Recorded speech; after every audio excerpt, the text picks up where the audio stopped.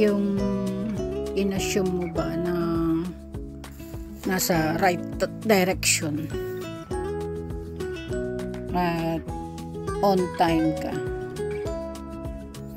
tapos yun pala yung pag-assume mo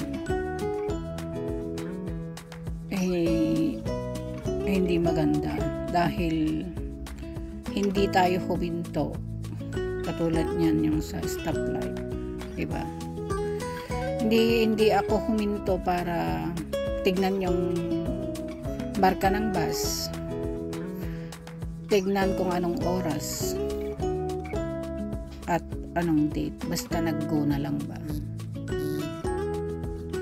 Kaya mahirap talaga pag mag-assume.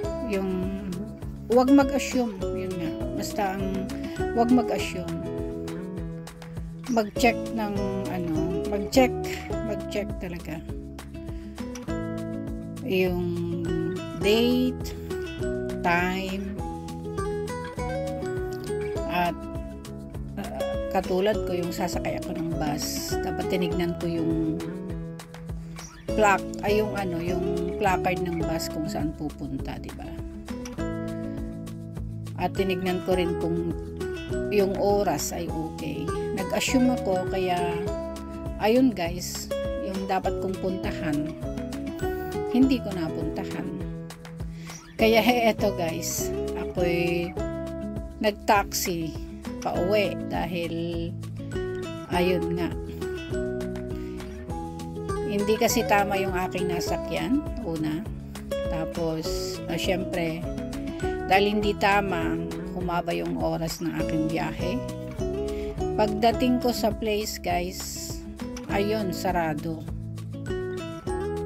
dahil hindi ko rin tinignan kung anong oras ang kanilang lunch time. Ayan guys, mabuti na lang yung sa aking paglabas dun sa lugar, meron akong nakitang taxi, or else ayun, hindi ko alam kung saan ako kukuha ng bus kasi hindi ko alam yung place na yon. Basta lesson to learn guys, don't assume, always check, always ask,